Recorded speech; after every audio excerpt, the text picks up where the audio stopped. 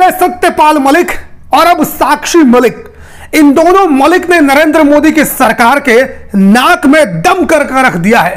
दोस्तों, आप सभी लोगों को याद होगा कुछ दिनों पहले जम्मू कश्मीर के पूर्व गवर्नर, जिसकी नियुक्ति स्वयं बीजेपी के द्वारा की गई थी, सत्यपाल मलिक ने एक विस्फोटक इंटरव्यू देते हुए नरेंद्र मोदी सरकार के ऊपर यह आरोप लगाया था कि पुलवामा के अंदर जो आतंकी हमला हुआ था उसके जिम्मेदार कोई और नहीं बल्कि स्वयं नरेंद्र मोदी और भारत की सरकार थी।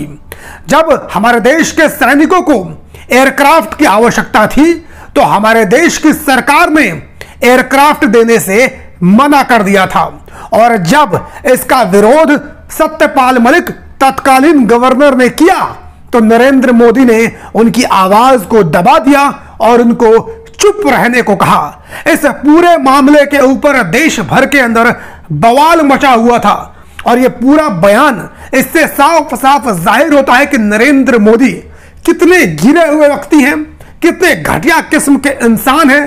सिर्फ अपने चुनावी फायदे के लिए नरेंद्र मोदी ने हमारे देश के सैनिकों का बलिदान कर दिया। कहीं ना कहीं हमारे देश के सैनिकों के ऊपर जो आतंकी हमला हुआ वो एक तरह से हमला नहीं, हत्या थी, और इसकी जिम्मेदारी किसी और की नहीं बल्कि स्वयं भारत सरकार और नरेंद्र मोदी की बनती है। पूरी दुनिया के अंदर सत्यपाल मलिक के बयान की चर्चा हो रही थी, लेकिन हमारे देश की गोदी मीडिया मुंह के ऊपर ताला बंद करके बैठी थी। हमारे देश के गोदी मीडिया ने इसके ऊपर चर्चा करने की जहमत तक नहीं उठाई, और जब हमारे देश की एक बहुत बड़ी एंकर जो चैनल अपने आप को कहता है कि हम नंबर 1 है, उसकी सबसे बड़ी एंकर अंजना ओम मोदी से इस बारे में बात कही गई तो ये विपक्ष से ही सवाल करते हुए कहती हैं कि आप सबूत लाइए कि जो सत्यपाल मलिक ने कहा है वो सही है। उसका सबूत अंजना ओम मोदी विपक्ष से मांगती हुई नजर आ रही थी। बताइए दोस्तों, तत्कालीन गवर्नर आरोप लगा रहे हैं, उसके बावजूद इस अंजना ओम मोदी को सबूत चाहिए चर्चा करने के लिए।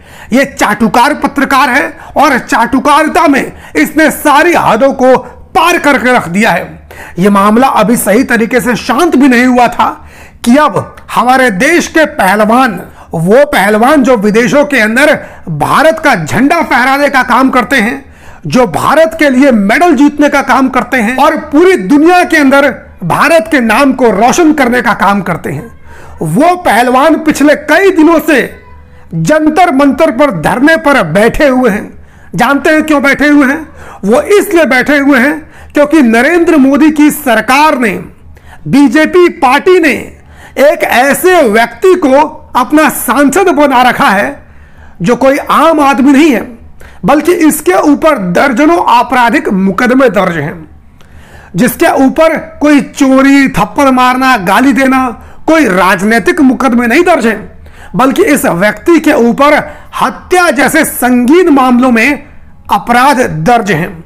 ऐसे व्यक्ति को नरेंद्र मोदी और बीजेपी ने अपना सांसद नियुक्त कर रखा है। उस बीजेपी ने जो कहती है कि हम आपराधिक प्रवृत्ति के लोगों को बर्दाश्त नहीं करते हैं, ऐसे लोगों को अपनी पार्टी में नहीं रखते हैं, तो फिर बृजभूषण शरण सिंह क्या है भैया? इसके ऊपर तो 38 से ज्यादा आपराधिक मुकदमे दर्ज हैं। बाहुबली के नाम से इसे जाना जाता है, यह एक बहुत बड़ा गुंडा माना जाता है। ऐसे व्यक्ति को बीजेपी ने अपना सांसद बना रखा है। सिर्फ सांसद ही नहीं, इस व्यक्ति को विश्व कुश्ती संघ का अध्यक्ष बनाया गया है, और इसी व्यक्ति के ऊपर हमारे देश की कुछ महिला पहलवानों ने यौन शोषण का आरोप लगाया। दोस्तों, सोचकर देखिए दोस्तों, वो महिला पहलवान जो विदेशों में जाकर भारत के लिए मेडल जीतने का काम करती हैं, उन महिला पहलवानों ने एक आपराधिक प्रवृत्ति के व्यक्ति के ऊपर, जो बीजेपी का सांसद है, विश्व कुश्ती संघ का अध्यक्ष है, ऐसे व्यक्ति के ऊपर यौन शोषण का आरोप लगाया है। सिर्फ 1-2 नहीं बल्कि 11 से ज्यादा महिलाओं ने इस व्यक्ति के ऊपर यौन शोषण का आरोप लगाया है। उसमें से एक लड़की नाबालिग है, यानी उसकी शिकायत के आधार पर इस व्यक्ति के ऊपर पॉस्को एक्ट लगना चाहिए। लेकिन विडंबना देखिए हमारे देश के कानून की, हमारे देश के संविधान की।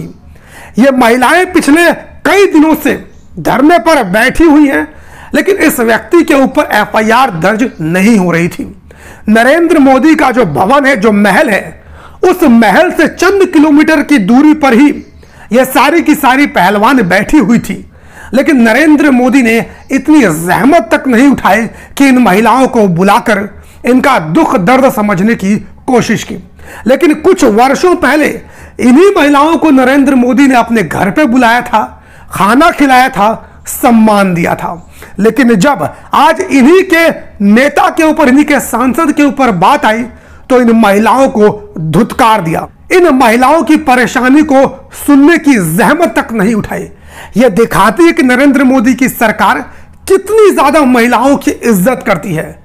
दोगलापन तो देखिए, यही नरेंद्र मोदी हरियाणा के अंदर जाते हैं तो बोलते हैं बेटी बचाओ बेटी पढ़ाओ।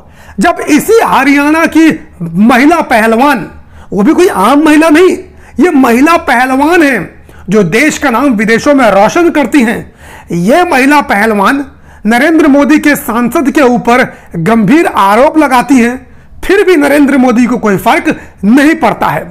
पुलिस वाले एफआईआर तक दर्ज नहीं करते हैं, बल्कि हमारे देश का संविधान कहता है कि यदि कोई भी महिला किसी के ऊपर यौन शोषण का आरोप लगाती है तो बिना किसी सवाल जवाब के उसके ऊपर एफआईआर होनी चाहिए। उसमें से भी अगर कोई महिला नाबालिग हो, वो आरोप लगाए तो फिर सवाल की तो गुंजाइश ही पैदा नहीं होती है। लेकिन इन सब के बावजूद दिल्ली पुलिस बृजभूषण शरण सिंह के ऊपर एफआईआर दर्ज नहीं करती है। फिर उसके बाद ये तमाम पहलवान भारत की सबसे बड़ी अदालत सुप्रीम कोर्ट में जाते हैं, जिसे सुप्रीम कोर्ट गंभीरता से लेता है और बोलता है कि यह बहुत ही गंभीर मामला है, और दिल्ली पुलिस को आदेशित करता है कि वो बृजभूषण शरण सिंह के ऊपर एफआईआर दर्ज करे और कार्रवाई करे। आप सोचकर देखिए दोस्तों कि यदि आप बृजभूषण शरण सिंह के बजाय होते तो अब तक पुलिस ने आपको घर से उठा लिया होता, आपकी जमकर खातिरदारी की होती और जेल की सलाखों के पीछे आप लोगों को भेज दिया जाता। लेकिन चूंकि बृजभूषण शरण सिंह एक बाहुबली हैं, एक माफिया हैं और इनके ऊपर हाथ भारत के प्रधानमंत्री नरेंद्र मोदी का है, नरेंद्र मोदी के सांसद हैं, तो आखिर कैसे दिल्ली पुलिस की इतनी हिम्मत हो सकती है कि इनके ऊपर एफआईआर दर्ज करे। लेकिन सुप्रीम कोर्ट के आदेश करने के बाद दिल्ली पुलिस मजबूरी में बृजभूषण शरण सिंह के ऊपर एफआईआर दर्ज करने जा रही है, और यदि एफआईआर दर्ज हो जाती है तो उम्मीद करते हैं कि बृजभूषण शरण सिंह की गिरफ्तारी भी हो सकती है। लेकिन दोस्तों, बीजेपी अब इस पूरे मामले को जातिवादी रंग देना चाहती है। बीजेपी के जितने भी समर्थक हैं वो इन तमाम पहलवानों के ऊपर आरोप लगा रहे हैं कि आखिर हरियाणा के पहलवानों को ही बृजभूषण शरण सिंह को दिक्कत कौन सी है, आखिर सिर्फ हरियाणा के पहलवान ही बृजभूषण शरण सिंह के ऊपर यह आरोप क्यों लगा रहे हैं। उसमें से भी ये ज्यादातर पहलवान जाट समुदाय से आते हैं, तो जाटों के ऊपर भी आरोप लगाया जा रहा है। बीजेपी के समर्थक और नेता ये आरोप लगा रहे हैं कि जाट समाज के कुछ लोगों को नरेंद्र मोदी से दिक्कत है, और अपनी इस बात को साबित करने के लिए वो किसान आंदोलन का जिक्र करते हैं। वो कहते हैं कि किसान आंदोलन में भी ज्यादातर भूमिका जाट समाज की थी, चाहे वो सिख जट हों, चाहे पश्चिमी यूपी के जाट समुदाय के लोग हों, जिसमें राकेश टिकैत, नरेश टिकैत, भारतीय किसान यूनियन, इन सब के नाम प्रमुख हैं जो किस्मत से जाट समुदाय से आते हैं। दूसरी बात, सत्यपाल मलिक ये भी जाट समुदाय से आते हैं।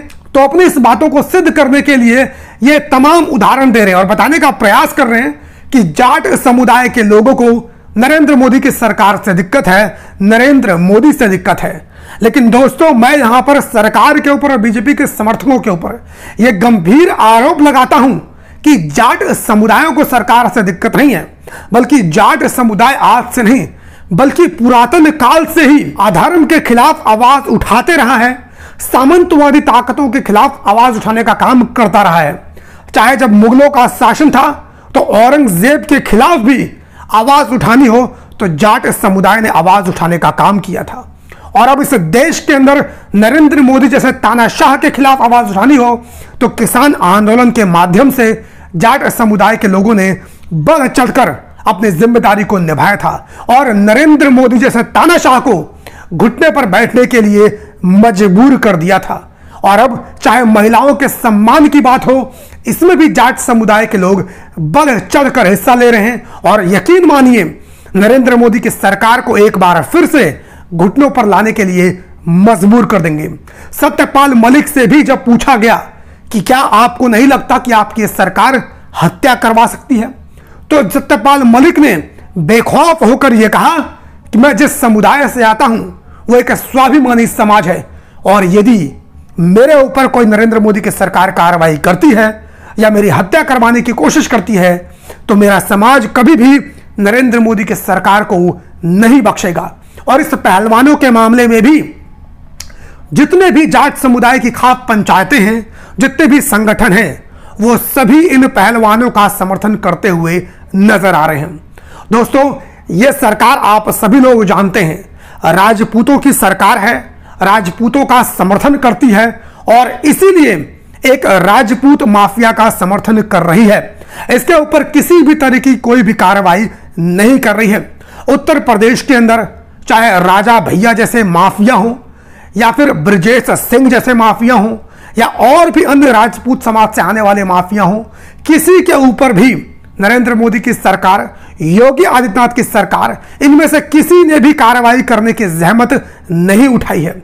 यह दिखाता है कि यह सरकार राजपूत समाज के समर्थन वाली सरकार है और यह पूरी तरीके से इस पूरे मामले को जातिवादी रंग देना चाहती है और जाट समुदाय को बदनाम करने की कोशिश करना चाहती है। लेकिन यह कोई पहली बार नहीं है। बीजेपी की सरकार की यही रणनीति रही है, जो भी सरकार के विरोध में आवाज उठाए उसको बदनाम करने की कोशिश ये सरकार लगातार करती है। उत्तर प्रदेश और बिहार के अंदर यादव समाज के लोग प्रमुख तौर पर नरेंद्र मोदी की सरकार का विरोध करते हैं। चूंकि विपक्षी माने जाते हैं, इसीलिए नरेंद्र मोदी की सरकार यादवों के ऊपर गुंडा होने का टैग लगाती है। यादवों के बारे में दूसरी जातियों के अंदर नफरत भरी भावना पैदा करने की कोशिश करती है।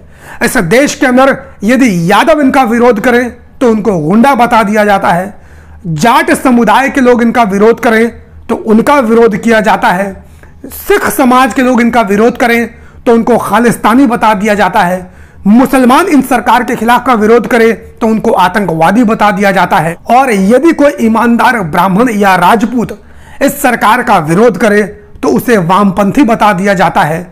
जैसे कि रवीश कुमार भूमिहार जाति से आते हैं, अभिसार शर्मा ब्राह्मण जाति से आते हैं, पुण्य प्रसून वाजपेयी ब्राह्मण जाति से आते हैं और भी ऐसे ही कई लोग हैं जो ब्राह्मण राजपूत समुदाय से आते हैं लेकिन सरकार से सवाल करने का काम करते हैं, तो इनको भी ये लोग वामपंथी विचारधारा से ग्रसित बता देते हैं, आतंकवादियों का समर्थक बता देते हैं, टुकड़े टुकड़े गैंग का हिस्सेदार बता देते हैं। नरेंद्र मोदी की सरकार के ऊपर यह आरोप लगाता हूं कि नरेंद्र मोदी की सरकार साफ साफ ब्रजभूषण शरण सिंह को राजपूत होने के वजह से बचाने का प्रयास कर रही है और जाट समुदाय को बदनाम करने की कोशिश कर रही है।